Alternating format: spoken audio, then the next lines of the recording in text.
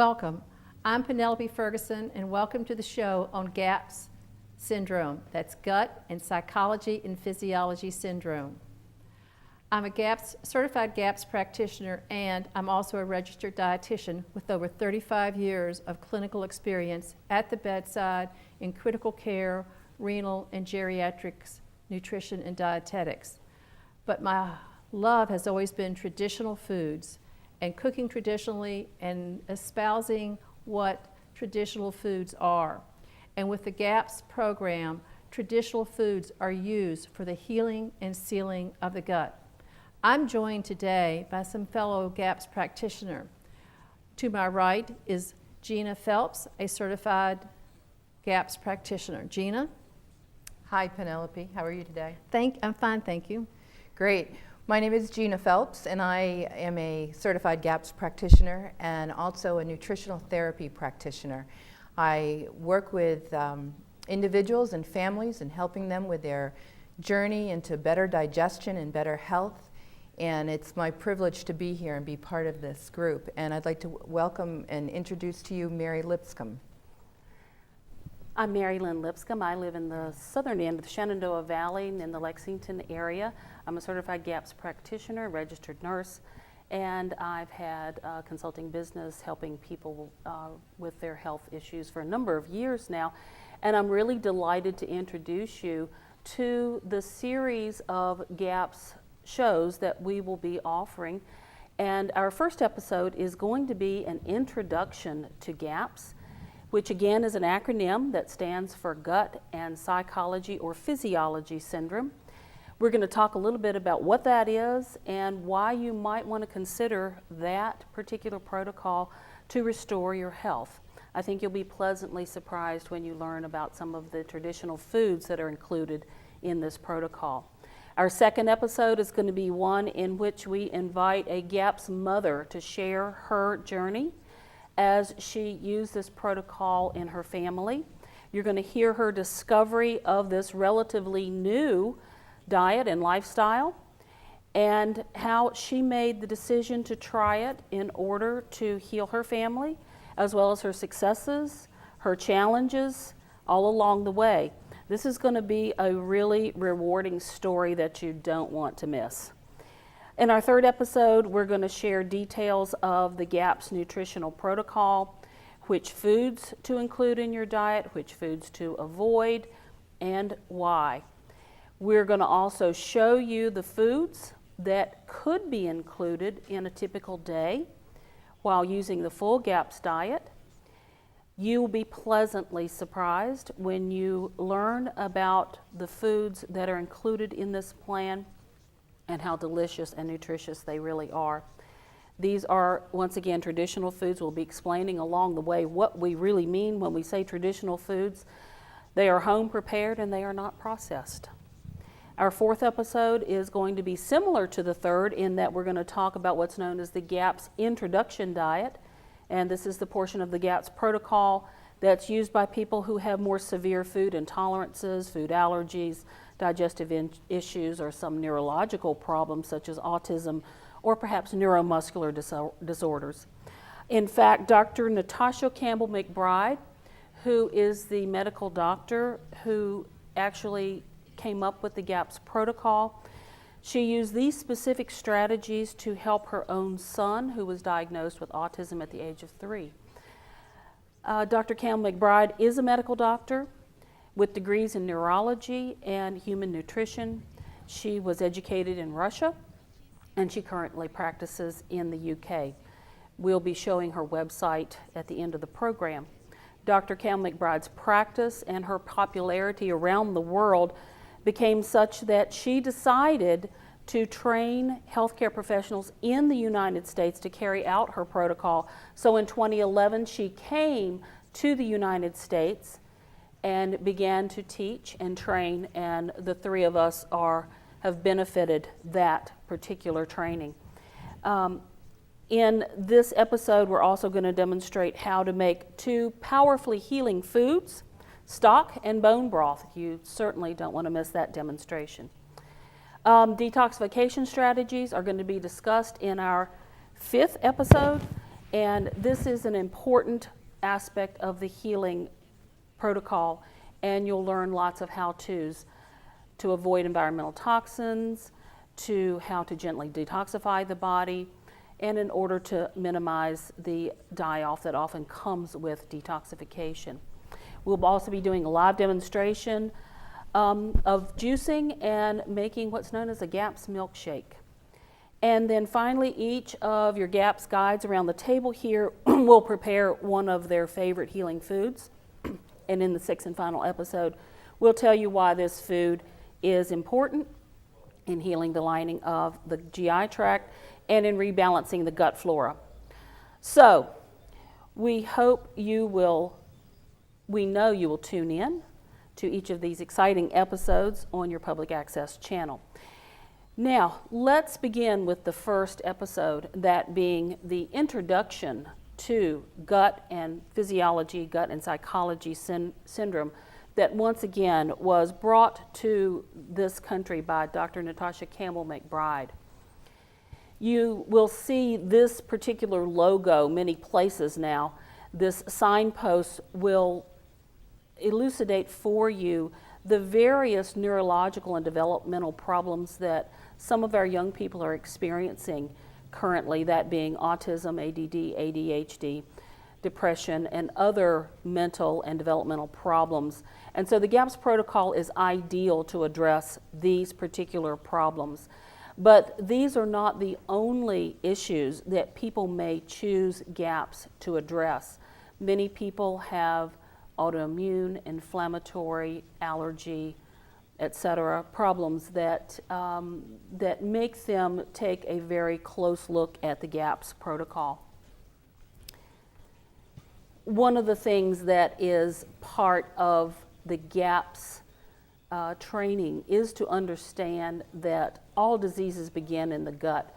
This is a very famous quote that is attributed to the father of medicine, Hippocrates, more than 2,000 years ago. This is a very true statement in my personal experience, in that as I worked with clients over the years, I began to understand more and more how true that statement was, that all diseases did begin in the gut. And looking to the gut as one of the core issues in the body was very important. So GAPS does establish a connection between the state of the gut and the health of the rest of the body, whether that is the neurological system, the immune system, the musculoskeletal system, etc.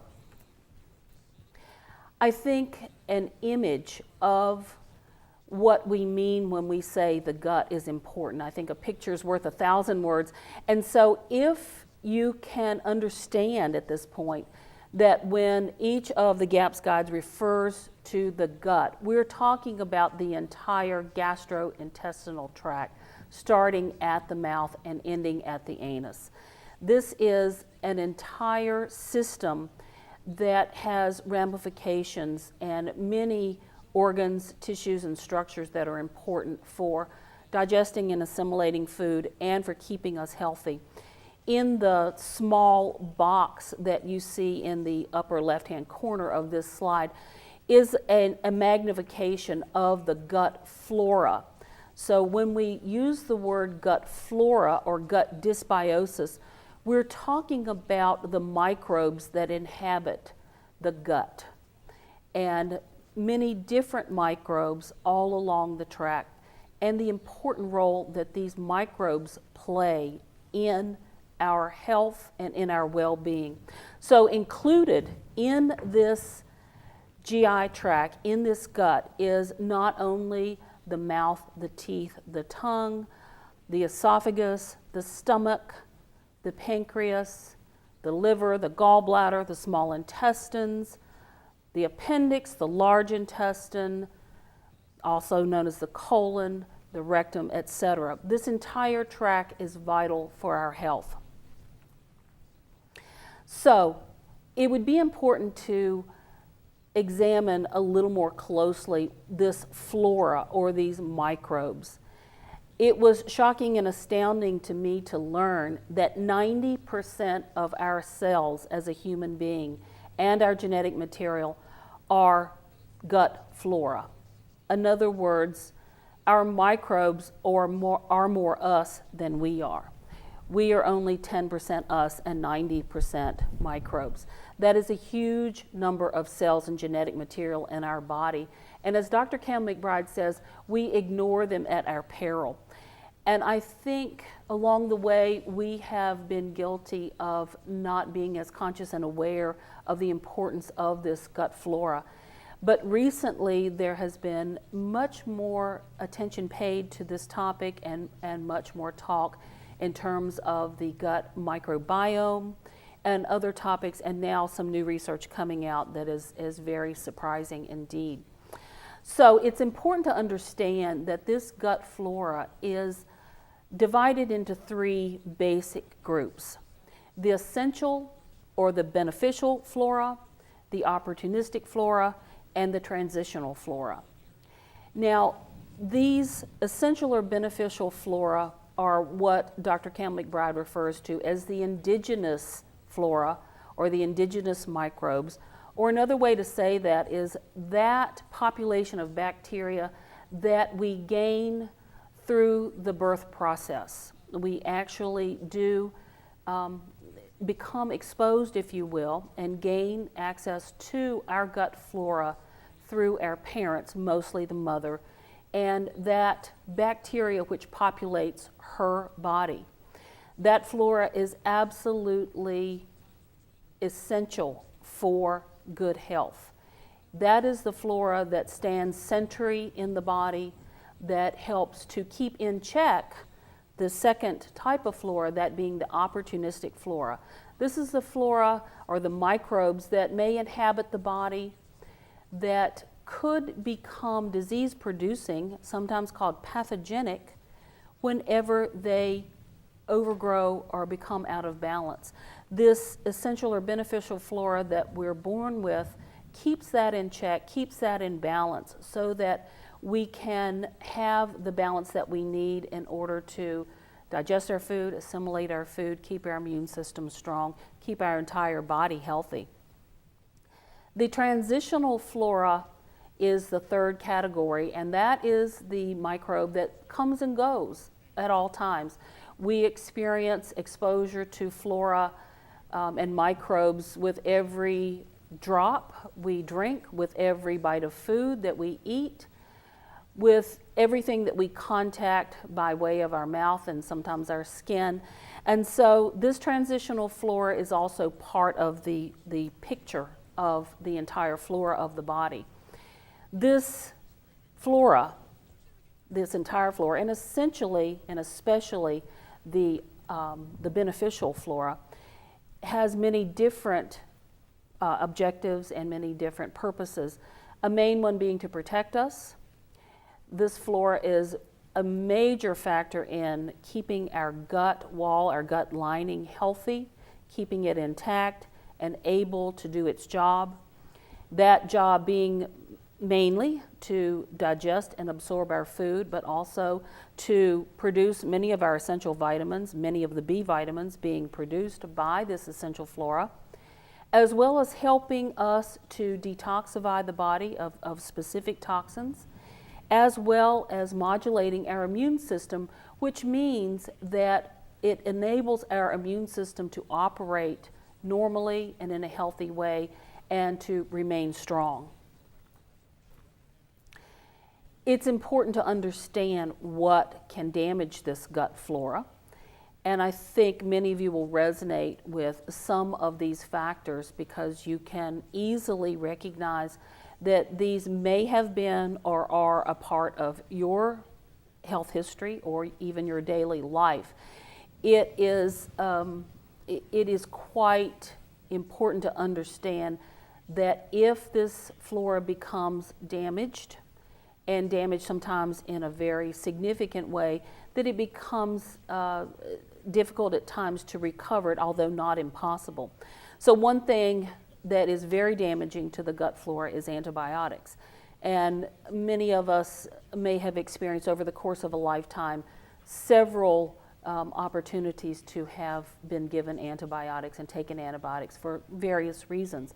And so just to understand that antibiotics can have a detrimental effect on the gut flora, in that the beneficial bacteria will be killed along with the pathogenic bacteria that are actually the target of the antibiotics, but the beneficial bacteria as well will die.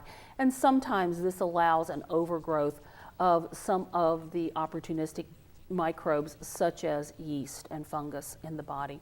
Other things that can damage: steroids, birth control pills, other drugs such as painkillers, analgesics, and other commonly used drugs can really damage the microflora of the body. Dr. Campbell McBride says that these three aspects, these three factors, antibiotics, steroids, and other drugs, probably do the most serious damage to the normal gut flora.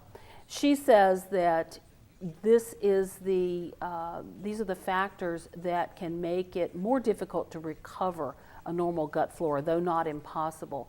In other words, if only diet is the damaging factor, that is more easily remedied than some of these other factors.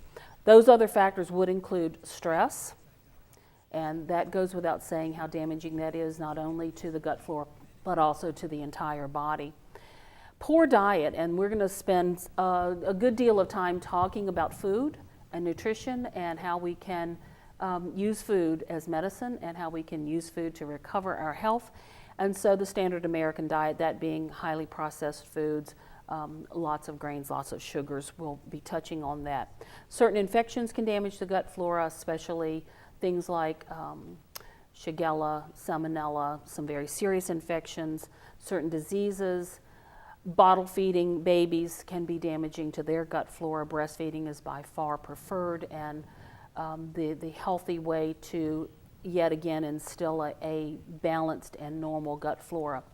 The aging process and old age, and then environmental factors like pollution and radiation, the excessive intake of alcohol, toxic chemicals in our environment and our personal hygiene products and our detergents, etc. And then dental work, and some of the dental materials can be toxic and damaging to the gut flora. So once the gut flora is damaged and no longer able to do its job, it is crucial to understand what may happen as a result of that damage to the gut flora. The gut flora plays such an incredibly important role that if that flora is damaged, the wall of the gut will be damaged. And this protective mechanism that the flora plays will cause an attack to be made on the gut lining itself, and toxins to be able to damage the gut wall. And these small cells that make up the gut lining, that being the enterocytes, will begin to degenerate. With that degeneration, many things will happen. One of the things that will happen is that the individual will no longer be able to digest and assimilate their nutrients normally, and then tiny spaces may open in the gut wall that allow toxins and partially digested foods into the bloodstream. Many times these partially digested foods come from grains and dairy products, and people then develop significant allergies to their foods as a result of these partially digested foods being allowed to pass across a barrier that should remain intact, but in fact becomes damaged and junctions open as a result of the gut flora being damaged. So what will happen then is people do develop food allergies, food intolerances to not only grains and dairy, but many other foods. And many times that sensitivity or that intolerance will just worsen over time. Toxins are released into the bloodstream, microbes get access to the bloodstream, and then the immune system reacts abnormally, setting up what is known as an autoimmune response that makes it possible for normal tissues to be attacked by our own immune system, which is supposed to protect us. And this, it is thought, accounts for much of the damage that is done to perhaps the neurological system, the brain in an autistic child perhaps as an example, the joint lining in a person with rheumatoid arthritis, for example, and other tissues in the body that may be attacked by the person's own immune system, which is making a mistake simply because these toxins and partially digested foods and foreign proteins that should be confined to the digestive tract seep out and get access to parts of the body that it should not have.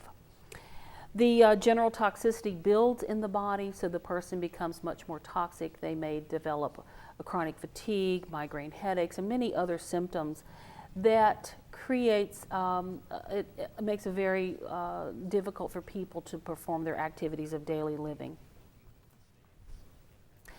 This is just an image of what I have just talked about. What you see in this image is the lining of the gut wall, which looks like that segmented snake in the middle. And then you see factors in the immune system on one side of the wall and the gut mucosa on the other side of the wall. And that dividing line that is the gut mucosa and the gut wall is extremely important for our health. And the gut flora in large part protects that gut wall and makes our immune system strong and perform normally. So we will be talking about gaps in children and gaps in adult when we hear our story of our GAPS family and the GAPS mom. We may hear parts of this, but the typical scenario is that the mother, or in some cases the grandparents, the mother and the father may have gut dysbiosis or abnormal gut flora. Therefore, at birth, the baby does not get exposure to a normal constellation of microbes. That starts a scenario whereby the immune system could become compromised if other factors come into play. Many times, one of the factors that comes into play is that antibiotics are used or the baby is not breastfed, and therefore an abnormal gut flora gets started, and there'll be further damage to the gut flora. There are other factors that may come along to weaken the child. Some of the toxic elements in the adjuvants to vaccinations and some of the microbes associated with vaccinations could become a factor if the gut flora is not healthy. Then the baby is typically weaned to what is called the usual weaning diet, and that means that the child typically is given some grain, usually rice cereal, and often pasteurized milk, and often that milk is not as healthy a product as many dairy products could be. Then this leads to more damage to the gut wall. You have what I have described before, the escape into the bloodstream of undigested foods and other toxins, and then the whole gut and psychology or physiology syndrome gets started with more damage to the body. In an adult, the typical scenario that the GAPS guides will see is this adult will have certainly been a GAPS child. They will have many different issues that have gone on in their lives, many infections. Often they've had many courses of antibiotics, those infections being ear infections, throat infections. Often they've had tubes placed in their ears, they've had strep throats. They've had their tonsils and adenoids removed because of chronic infections. They may develop asthma, eczema, many different problems that come along. And then they come through life with many subsequent problems. There are various problems. And once they reach adulthood, then many of these problems have become chronic, and they're then seeking a solution because they know that they are no longer healthy. And so we'll hear about that as we talk to the GAPS mother and hear her story about her family. And so I just want to conclude this particular session by saying thank you to the GAPS guides that are at the table with me today, Penelope Ferguson and Gina Phelps. We are the GAPS guides that are up and down the valley. We range from Northern Virginia all the way down the valley to the southern end, and we are delighted to bring this information to you as we help you to understand the importance of the gut, and how it connects with the mind, the mood, and the rest of the body. And so to conclude, the best way to contact us would be using this email, gapsguides@gmail.com. A more detailed contact information can be found at www.gaps.me. And once again, on behalf of Gina Phelps and Penelope Ferguson, I thank you for joining us today. We look forward to you joining us in the future.